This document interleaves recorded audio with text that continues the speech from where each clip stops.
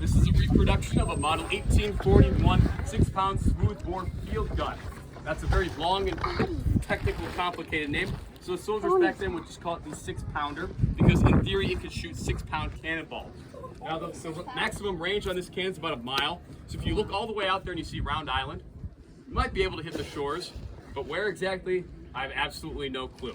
This is a smooth bore gun, meaning that the cannonball does not have any spin to give it a nice straight shot. If you wanted this to be accurate, it would be about a half a mile to the end of that break wall out there, or any ships that would be in the harbor itself.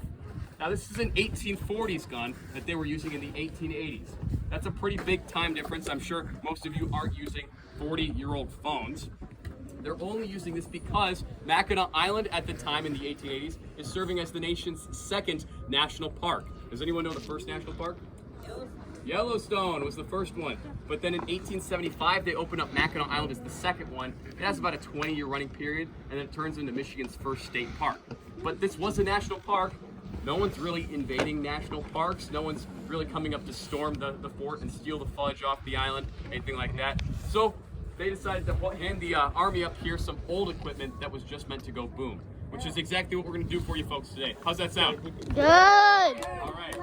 So there are a few steps that it takes to load and get this thing ready to be fired. The first one is for me to take this glove and put my thumb over this hole in the back of the gun here. This is called the vent hole, and what it does is keep oxygen exiting the cannon itself either here or here. So if I cover this, the only way oxygen can escape is that way towards Maverick. Now Maverick's going to take what's called the worm and insert that into the end of the cannon, and it goes right about below where my thumb is. When he twists that, the corkscrew-like shape on the end there is going to get rid of any debris in the cannon. Next, he's going to take our wet sponge. This is sheep's wool wrapped around the end of a stick, and he's going to put that in some water and then put it all the way into the end of the barrel.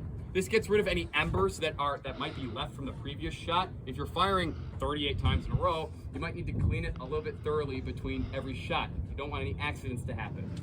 So this also gets the barrel a little bit cooled off. Now that that's out, he can take our charge. This is about 5 or 6 ounces of black powder, and it's wrapped in historically inaccurate aluminum foil. Looks a little bit like a baked potato.